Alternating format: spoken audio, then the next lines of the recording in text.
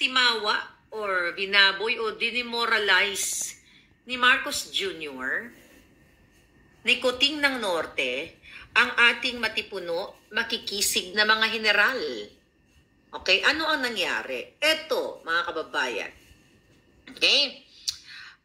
Naiintindihan ko ang ating mga men in uniform. Okay? Dahil sumumpayan sila na protektahan nila ang ating bayan at kasama dyan na protektahan ang presidente sa anumang mga mga harm, okay? Harm na pwedeng gawin sa presidente. Kung ang presidente natin ay matino at kung ang presidente natin ay ginagawa niya yung tama para sa ating bayan. So ang problema ng mga palangga, ang presidente nga natin, paulit-ulit natin, ay hindi si Bongbong Marcos Jr. o Kuting ng Norte, kundi ang acting president ay ang kanyang asawa na si Liza Ahas. Right?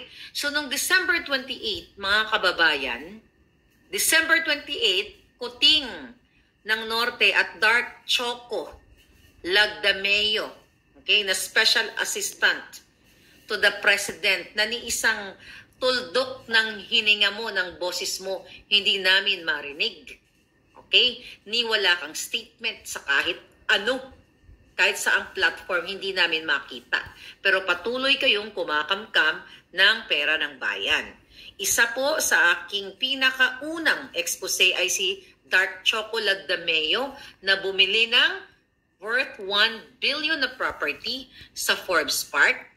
Even though, okay, wala siyang kakayahan na bumili ng ganoong halaga ng bahay dahil ang kanyang declared salin is only 100 million pesos.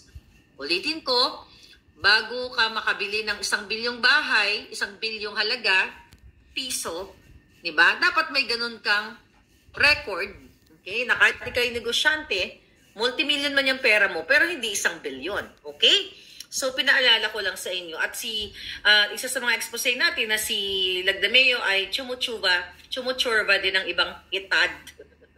Di ba? Na-expose natin yan. So, dito naman sa aking yung mga palangga ko lang, na mga active generals. You know, a few hours ago, nakausap ko si General Macanas na ginigipit ngayon ng taong bayan, ng gobyerno, which is ni Bronner at ng PNP, sa kanyang pagsasalita o malayang pamamahayag at pinagbibintangan na destabilizer siya at kasama na ako doon dahil hinahunting siya ng mga kapulisan based sa statement ng PNP. Okay, mga kababayan, December 28 of 2023, syempre Pasko yan, di ba? Itong si Kuting ng Norte ay nagpatawag po siya ng command conference or, strategic command conference sa ating mga matitipuno at makikisig na general. Ngayon, mga kababayan, okay, dahil nga sa lakas ng impact ng bunganga nyo, comment ninyo, kahit na ano pang busal sa atin, ni Kuting, ni Tambaluslos, ni Lisa Smugs, mga palangga, sa ating lahat. Okay? Magiging ordinaryo citizen man o mga taong gobyerno, dahil ang dami ko ng report yan, mga lawyers, di ba? Itong mga general na even paborito ni Kuting, mga generals na pinatawag ni Kuting ng Norte noong November 28 para daw magkaroon ng command conference, mga palangga, sa loob ng Malacanang, ang nangyari ay what? Walang naganap na command conference. Kasi, mga kababayan, ang nangyari dito, hindi sila hinarap ni Ferdinand Marcos Kuting Jr. Okay? Hindi sila hinarap, walang meeting, walang command conference na nagaganap. Di ba? Pag command conference sa aking munting kaalaman, dahil di naman ako taong militar at taong gobyerno, doon pinag-uusapan ang strategiya kung paano i-deliver, okay, o paano panatilihin na secure ang ating bayan. By what? pag-uusapan ang peace and order, strategic kung paano i-approach ng mga military, ang mga kalaban ng bayan o ng kaliwang grupo, paano pa i-modernize, di ba, yung ating mga armas, kasama siguro dyan, di ba? So, ang nangyari mga palangga, ang ginawa ni Kuting ay hindi niya hinarap ang mga active generals na pinatawag niya at hindi lang yon. Okay? Pinag-antay nila ng napakahabang oras. Ito po ay galing mismo sa puting ahas nating matipuno at matigas at makisig. Diba? So ngayon mga kababayan, ipinatawag itong mga star rank officers na bonggang-bongga. Diba? Kita mo naman yung mga officer natin sa ating mga sa Pilipinas. Di ba, mga magagandang matitipuno talaga ang mga generals natin, katulad ni General Macanas. So, ngayon mga kababayan, hindi sila hinarap ni Kuting, sa halip, si Dark Choco o si Lagdameo, pangalan na si Lagdameo ang humarap sa ating mga general at wala man lang kahit anong substansya o any word, okay, na sinabi si Lagdameo bilang isang special assistant to the president. Ngayon, mga kababayan, kung magpatawag ka ng Strategic Command Conference, Kuting ng Norte, di ba, as Commander-in-Chief, dapat hinarap mo itong mga general na ito. Di ba? Pero bakit hindi nila hinarap mga palangga? Okay? Imbis na command conference, di ba, or pamumunuan ni Kuting, as Commander-in-Chief. Diba? Commander-in-Chief yan siya eh. Anong ginawa niya? Si Anton. Okay? Ang pinaharap niya at pinag-antay ng mahabang oras ang ating mga AFP generals, mga palangga, nang walang explanation. So ano to? Ego trip lang? Ano to? Pinatawag nyo lang para what? Anong klaseng command conference yan, mga palangga? Walang naganap actually na command conference kasi hindi sila hinarap ni Kuting. Walang presidente na humarap sa kanila. Wala ring meeting, kahit short meeting, isang minutong meeting na nagpalitan, di ba? Na pag-uusapan nila about, sabi ko nga kanina, peace and order, security, internal, external, chuchu, diba? O threats ng gobyerno ng bansa natin. Kasi mga general yan eh. So wala mga palangga. So ang nangyari pala ay inabutan lang ng generous o generous cash gift o suhol itong mga generals. Mga palangga. Ngayon, hindi nga sila hinarap ni Kuting. So anong ibig sabihin nito? So pinagmukha ni Marcos Jr. at ni Lagdameo na timawa o dinemoralize nila even yung favorite nilang mga generals. Mga kababayan, let's say for example, by the power of this magic wand, okay, nabigay ni Atty. Glenn Chong, ako ang inyong Commander-in-Chief. Pasko yan. Okay? Pasko, di ba? Yung mga Commander-in-Chief na yun, mga Commander-in-Chief, yung mga general na yan, okay lang yan na meron tayong party kahit naman sa ang lupalop ng leader, gobyerno ng mundo ay talagang merong sineselebrate na Christmas party. At the fact na December 28 yun palangga, kung ako ang Commander-in-Chief ninyo, di ba, by the power of this, tatratuhin ko kayong tao, hero at bayani. Kahit pa may nararamdaman siguro akong sakit o hay ako sa pulburon, but definitely kung hay ako sa pulburon, ay si Kuting ako. Diba? Ano ba naman yung mag-o-offer ako ng what? Diba? Ng isang bulwagan. Umupo kayo dyan, mga generals. Maraming salamat sa pagtatanggol ninyo sa ating bayan. Even though normal lang nabigyan ng Christmas bonus, diba? Ayon sa legal ang ating mga general. Kasi benepisyaryo nila yan eh. Pero yung aabutan mo lang ng sobre, Kuting, mga kababayan, binabutan na ng sobre na parang ito mga jutang ginemis ninyo, mga mukha kayong pera o ito isapsak nyo sa baga ninyo. Ganun na nga. Ganun yung basa ko dito mga kababayan. Tama, ganun talaga. Papayag ba kayo, mga general na mga matitipuno na makikisig, even though paborito daw kayo eh.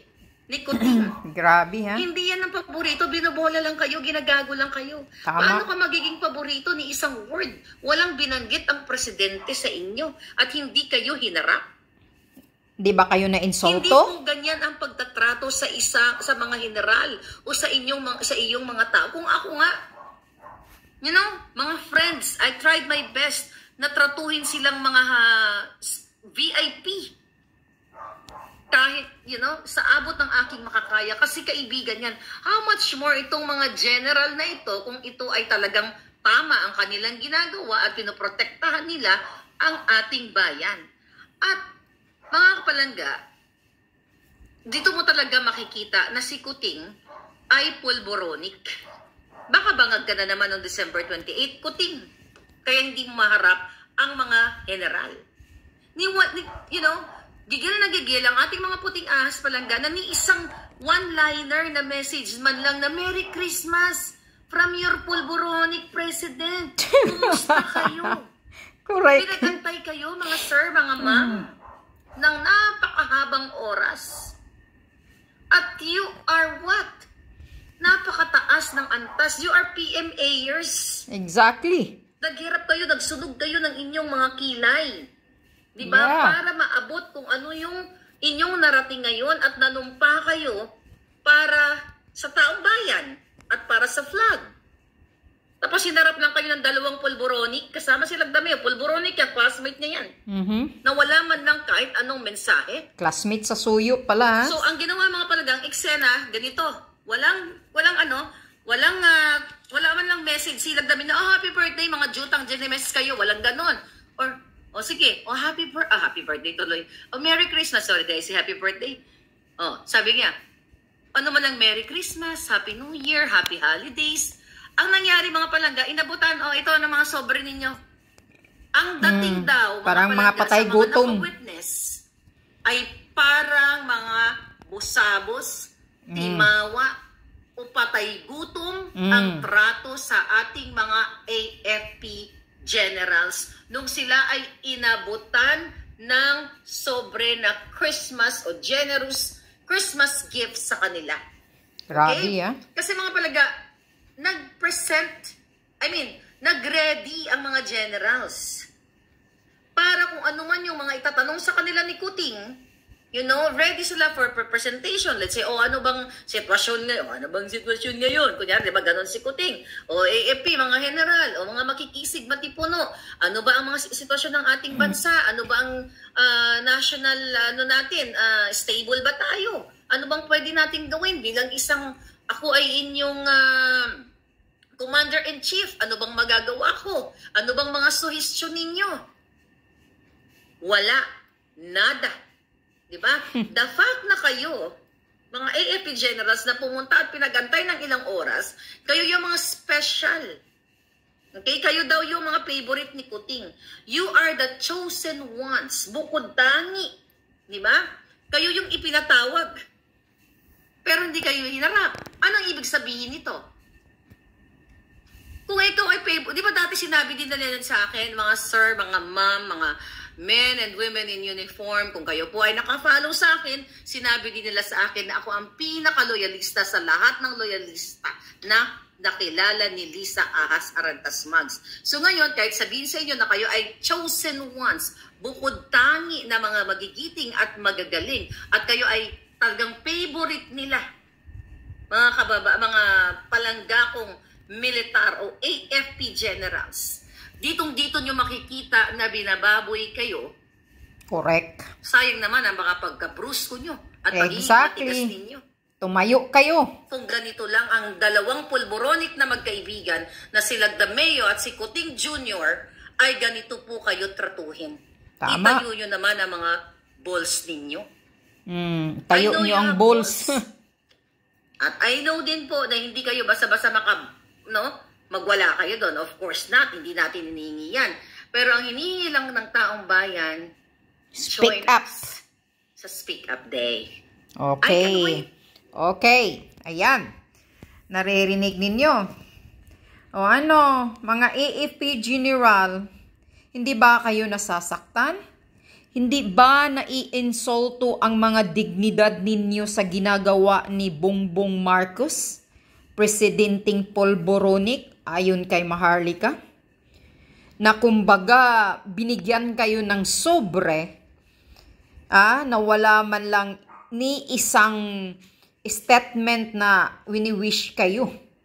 Na para balang binigyan kayo ng sobre na para kayong mga asong ulol, na gutom ng pagkain. Parang ganun ang tingin. According sa informer ni Maharlika. Di ba kayo nahihiya niyan? Bakit ganyanin kayo? Kung tama ang presidente natin, bakit ganyan ang pagtrato sa inyo? Mga general na nga kayo. PME year kayo. Bakit ginaganyan pa kayo ni Presidente Kuting ninyo? Hindi ba nagising yung diwa ninyo sa ganitong ugali ni Bongbong Marcos? Siguro baka yung mukha o mata ni Bongbong Marcos namamaga sa pulburon kaya hindi kayo hinarap. Pinapahintay pa kayo ng ilang oras. Tapos ni isang sentence na salita, wala man lang sinasabi si Kuting. Kundi inabutan lang kayo ng sobre, sohol?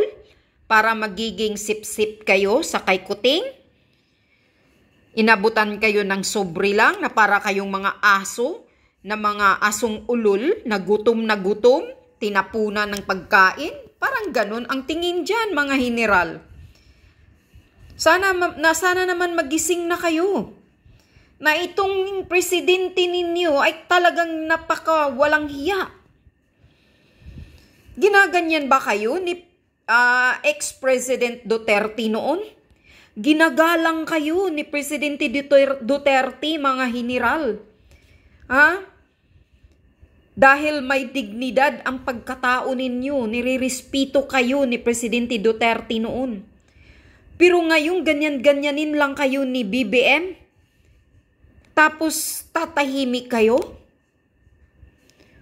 Huwag niyong tatanggapin ang ganitong pagtatrato sa inyo, mga EEP general. Dahil kung iisipin ninyo, mas mataas ang pinag-aralan ninyo kaysa presidente ninyong Kuting na pulburunik. Mas mataas ang dignidad ninyo, mga general, kumpara dito kay Bongbong Marcos na walang natatapos at pulburonik pa, according kay Maharlika. Tapos, tamimi kayo? Hindi kayo magpumapalag sa ganitong trato sa inyo? Isang pang-iinsulto ito, mga general, sa EEP. Isang insulto ito sa pagkatao ninyo. Na basta-basta lang kayo inaabutan ng sobre, kumbaga para kayong mga asong ulol na gutom, o mga patay gutom na inabutan ng sobre. Diyos mio! Kailangan kayong tumindig, itayo naman ninyo ang pagkatao ninyo. Huwag kayong basta-bastang tatamasak nitong walang pinag-aralan na presidente, kundi pulburonik lang, ayon kay Maharlika. Gaganyanin lang kayo? President Duterte noon, ginagalang kayo ng maayos. Mataas ang respeto ni Presidente Duterte sa inyo, mga general. Tapos ngayon kay Kuting, ganyan-ganyanin lang kayo. At saka yung general na sinapak o binatokan ni Lisa Smugs daw, magsalita na kayo, sir. Stand up, sir. Panindigan naman ninyo ang pagkatao ninyo. Panindigan naman ninyo ang karapatan ninyo. Huwag naman kayong tumahimik lang. Speak up, mga general, na para kayong tinatrato ng mga patay gutom ng presidenteng pulburonik ninyo, ayon kay Maharlika. Mahihiya naman kayo sa sarili ninyo.